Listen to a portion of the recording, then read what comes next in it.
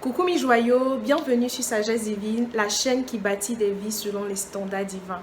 Alors je suis Jemima Kwame et aujourd'hui on parle d'une story time. Voilà, mais bien avant, je tenais à m'excuser pour mon absence ces derniers temps. Il y avait trop de choses à gérer, mais je suis là et je reviens avec une story time.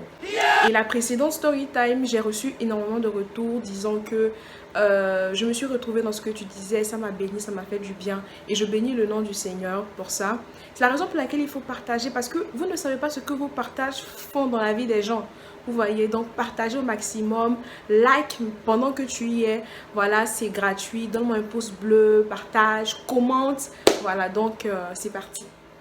Alors comme vous l'avez vu dans la description de la vidéo, la story time s'intitule « Je demande à Dieu de changer de l'eau en huile ». Alors pour remonter dans l'histoire, on était en 2018, j'étais étudiante en licence 2 de droit au Maroc. Voilà, donc j'ai vécu à Fès, précisément dans la ville de Fès au Maroc. Et comme toute jeune fille, je voulais entreprendre, je voulais faire un business. Et je me suis dit, mais pourquoi pas vendre des huiles ou des produits marocains, puisque le Maroc est très réputé pour ses produits en Côte d'Ivoire et même en Afrique, hein, à travers les boubous marocains, les huiles d'amandes douces, de ricin, de jojoba, de coco. J'ai voulu épargner à cet effet-là, garder un peu d'argent, voilà, de côté pour que quand je rentrerai pendant les vacances au pays, j'arrive quand même à vendre mes huiles. Du coup, j'ai dit, ok, je vais épargner telle somme. Donc, chemin faisant, j'épargnais. Et pendant qu'on y était, j'ai commencé à observer des besoins autour de moi, que ce soit à l'église, que ce soit au GBU. Le GBU, c'est le groupe biblique universitaire. Donc, ce sont des étudiants qui se réunissent autour de la parole de Dieu pour partager, pour échanger dans la communion fraternelle, tout et tout. Et j'étais responsable de ma ville à Fès, donc responsable du GBU à Fès, précisément au Maroc. Donc, en fait, j'ai commencé à constater des besoins autour de moi, tout et tout. Et j'ai dit, en fait, j'ai été vivement touchée. Pas que Dieu m'a dit de lui offrir quelque chose, mais moi-même particulièrement, j'ai été touchée. Voilà, j'ai été touchée, j'ai voulu donner mon épargne à Dieu. J'ai manqué de sagesse, j'ai voulu donner cette épargne à Dieu. Et pratiquement, j'ai tout donné à Dieu et il ne me restait plus rien. Alors, j'ai dit à Dieu, mais Seigneur, tu vois, moi, je t'ai offert quelque chose. J'ai fait une offrande par rapport aux besoins que je voyais autour de moi dans ta maison. Alors, je crois vivement que tu vas pouvoir et que tu vas me donner le financement nécessaire pour lancer mon affaire. Donc, en fait, on tendait vers la fin de l'année. Donc, logiquement, on tendait vers les vacances puisque je devais entrer. Parce que, en fait, j'entrais en Côte d'Ivoire chaque vacances, donc chaque année. Donc, on tendait vers les vacances et toujours rien, je ne voyais rien. Dieu ne suscitait pas des moyens financiers et tout. Mais je m'accrochais à Dieu et entre-temps, je méditais la parole de Dieu aussi. Et je suis tombée sur le verset de la Bible qui parle d'Élie, je crois. D'Élisée qui a produit de l'huile dans la maison de la veuve, d'une veuve qui avait perdu son mari qui était prophète. Donc, il s'est endetté et les créanciers sont venus réclamer la dette. Voilà, et Élisée renversait de l'huile dans chaque récipient qu'il y avait dans la maison pour que cette femme-là vende les huiles et avec l'argent qu'elle aura, qu'elle paye ses dettes en fait.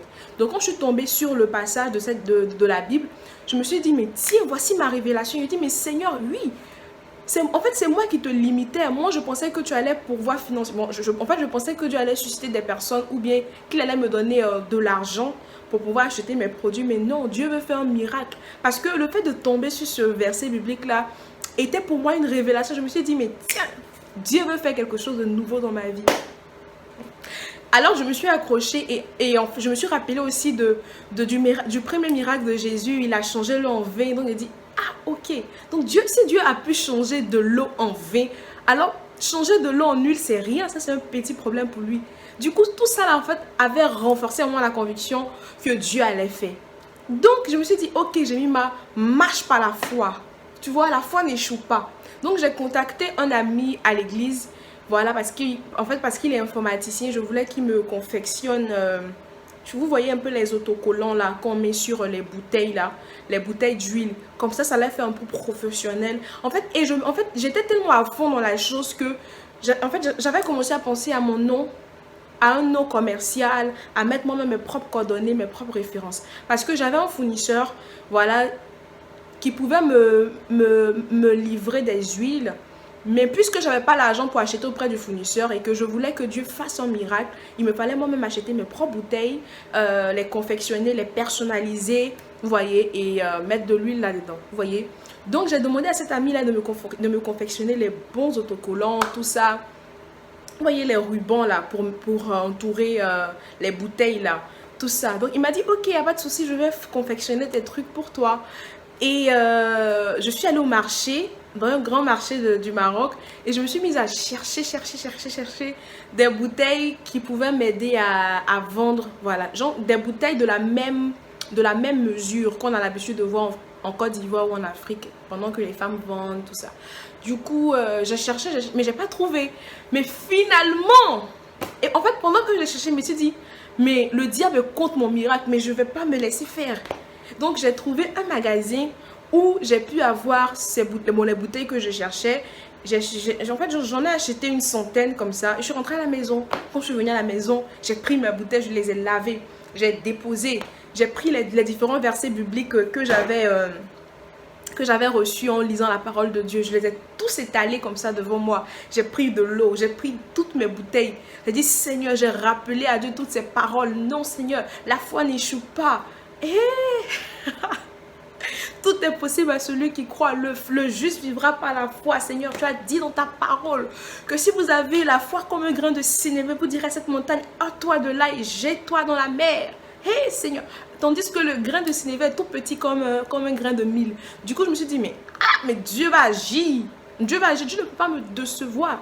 Et je dis même, si ça là, en fait, si ça là, c'est pas la foi là, c'est que non. C'est que quoi? Donc, j'ai prié, mais Dieu n'a rien fait ce jour-là. Aucun changement d'eau en huile, rien. Du coup, je me suis dit, bon, peut-être que Dieu veut me surprendre. Je vais fermer mes bouteilles, tout ça, je vais les ranger. Et le lendemain matin, je vais venir vérifier le miracle de Dieu. Vous voyez? Donc, j'ai rangé mes bouteilles, tout. Le lendemain matin, je me réveille, j'ouvre mon placard, je prends mes bouteilles, rien. Puisque, en fait, j'avais renversé déjà de l'eau dans chaque bouteille.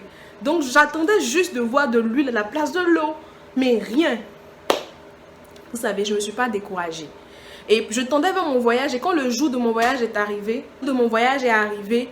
vous savez, j'ai droit normalement, on a tous droit normalement à 2,23 et 1,10 pour un voyage aérien, pour un voyage en avion. Donc, j'ai consacré une valise de 23 kilos à mes huiles. Est-ce que vous comprenez ce que je suis en train de dire? Ça veut dire que j'ai fait mes bagages, j'ai mis des bouteilles d'eau dans mes valises, croyant que Dieu allait faire un miracle. Je les ai transportées de chez moi à l'aéroport Mohamed V.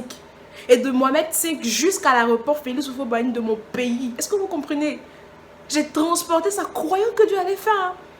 Et en fait, j'ai fait ça et je suis arrivée. Et j'ai voyagé et je suis arrivée à Abidjan. Donc à Abidjan, il me fallait faire un petit séjour à Abidjan et après rentrer sur Boaké parce que je voulais passer du temps avec ma famille et mes parents vivent à Boaké. Donc arrivé à Abidjan, j'ouvre ma valise encore, rien. Dieu n'a pas fait le miracle. Je dis, mais qu'est-ce qu'il y a, Seigneur? Qu'est-ce qu'il y a eu le miracle là, tu ne l'opères pas? Toi, il faut voir ma foi. Ma foi, elle est grande. J'ai transporté du Maroc jusqu'ici. Non, tu peux pas me décevoir. Et en fait, je me suis encore accrochée. Je me suis dit, mais Dieu allait faire. Et j'ai passé tout mon séjour à Abidjan et il me fallait rentrer sur Boaké. Donc encore, quand je devais entrer à Boaké, j'ai pris mes valises encore, mes valises pleines de bouteilles d'eau que je croyais que Dieu allait changer en huile. Et j'ai transporté cela. Pour ceux qui sont au pays ou en Afrique, vous savez que les voyages routiers fatiguent. En tout cas, sur la voie routière, là, transporter des bagages, c'est pas évident. Mais j'ai porté mes valises, croyant toujours, espérant toujours en Dieu. Et j'arrive à Boaké. Voilà, mon voyage se passe bien, j'arrive à Boaké. Et comme il était coutume, voilà, pour moi, quand je rentrais du Maroc, je rapportais des cadeaux à mes parents, à mes soeurs et à mes frères. Donc, quand je suis arrivée à Boaké, il me fallait ouvrir mes valises et offrir des cadeaux à ma famille. Donc, j'ouvre ma valise, ma mère voit des bouteilles d'eau. Elle dit, Jemima, c'est quoi ces bouteilles d'eau? Je dis, ah maman, puis j'ai commencé à lui expliquer maintenant la révélation que maman, je voulais faire un business là, un business d'huile, mais malheureusement, bon pas malheureusement, j'ai fait une offrande à Dieu, du coup j'avais plus rien et tout ça, mais j'ai cru en Dieu. Vous voyez, j'ai cru en Dieu et je suis tombée sur la révélation de la parole de Dieu, genre le verset de la Bible qui parle de la veuve, voilà, du prophète qui a vécu le miracle de l'huile, Jésus qui a changé l'homme. En tout cas, je lui ai relaté toutes mes révélations. Et pendant que je lui parlais, en fait, j'étais tellement pleine de conviction et de foi que ma maman ne pouvait pas dire en fait le contraire. Tellement qu'en fait, je communiquais ma conviction à ma mère. Et j'ai dit, maman, mais avec tout ce que j'ai fait, là, Dieu n'a pas changé mon nom en huile, je ne comprends pas. Pourtant, ça là, c'est ça la foi. C'est ça la foi. La foi est la démonstration des choses qu'on espère. Vous voyez? Et moi, j'ai démontré à Dieu que je crois qu'il peut faire, mais il n'a pas fait. Et ma mère m'a dit, c'est pas grave que tu as offert à Dieu, Dieu va te bénir, tout ça, tout et tout. Mais en fait, quand elle m'a dit ça, j'ai senti la... En fait, j'étais un peu déçue, j'ai senti la déception parce que je sentais que Dieu n'allait plus faire encore un miracle. Vous voyez, je sentais que j'avais gaspillé mes 23 kilos, que j'avais donné mon argent à Dieu, mais que en fait, j'allais plus vivre un miracle de transformation d'eau en huile. Et ça m'avait un peu déçu. Je me suis dit, mais pourquoi Dieu m'a fait ça? Est-ce que ce que j'ai manifesté n'est pas de la foi, tout ça? Est-ce que la parole de Dieu ment? C'est quoi? Donc, c'est quoi la foi si ce que j'ai manifesté n'est pas de la foi? Puisque la Bible me dit que Dieu répond toujours à la foi. Et j'ai vécu mon séjour à Boaké un peu dans la galère parce que j'avais l'intention de vendre mes huiles qui allaient me procurer de l'argent pour bien vivre mes vacances. Mais malheureusement, je les ai vécues dans la galère un peu. C'est pas grave.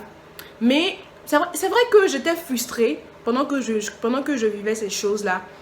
Mais j'ai compris après, dans ma croissance avec Dieu, j'ai compris pourquoi Dieu n'avait pas changé mon eau en huile. Je vous explique. Vous savez, la Bible dit que la foi vient de ce qu'on entend. Et ce qu'on entend vient de la parole de Dieu.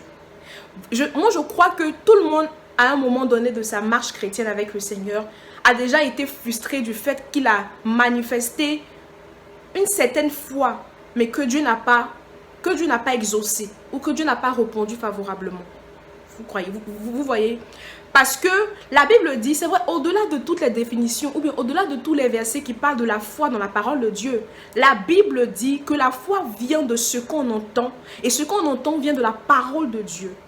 Avant de dire que la foi, il y a un verset qui dit que sans la foi, il est impossible d'être agréable à Dieu. En fait, avant de parler de la foi qui est agréable à Dieu, la Bible nous parle d'abord de la source de la foi. Et la source de la foi vient de la parole de Dieu, vient de ce qu'on entend, pardon. Ça veut dire que la parole de Dieu, quand tu l'as, en fait, la parole de Dieu, elle est pleine de promesses de Dieu. On est d'accord? Mais toutes les promesses de Dieu ne sont pas effectives dans nos vies. Je m'explique. Je vais choquer plus d'hommes, mais je m'explique. Vous savez, la Bible est faite de plusieurs promesses que Dieu a faites aux enfants d'Israël. Donc, en fait, toutes les promesses de la parole de Dieu ne nous concernent pas directement. Mais puisqu'on est né de nouveau, on a accepté Jésus, le Fils de Dieu, dans notre cœur. Du coup, l'héritage de Jésus est le nôtre. Donc, les promesses que Dieu a faites à ses enfants, le peuple d'Israël, devient aussi notre partage.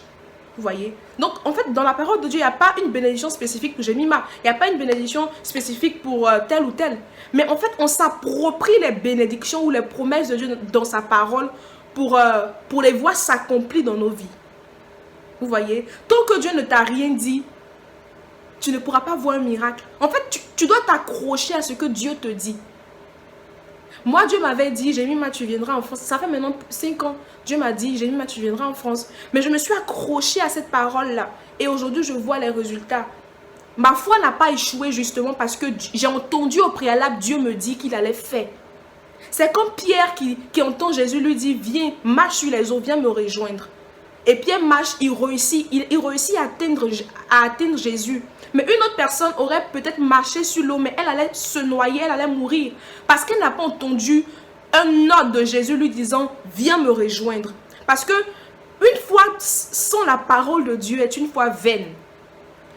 C'est-à-dire que quand tu lis ta parole, dans les lignes écrites dans la parole de Dieu, tu dois capter une révélation. Tu dois recevoir dans ton cœur une parole personnelle. Donc, toutes les promesses de Dieu sont écrites dans la Bible, mais toi, tu dois recevoir quelque chose de personnel, de particulier.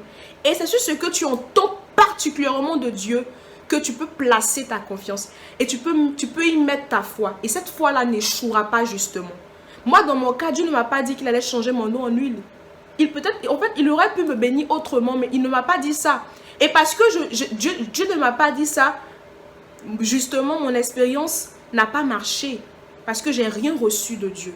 Mais quand tu reçois quelque chose de Dieu, quand tu lis la parole de Dieu, que tu reçois une révélation claire et précise, en fait, qui te parle personnellement et que tu t'appropries cette promesse-là, alors là, ta foi n'échouera pas.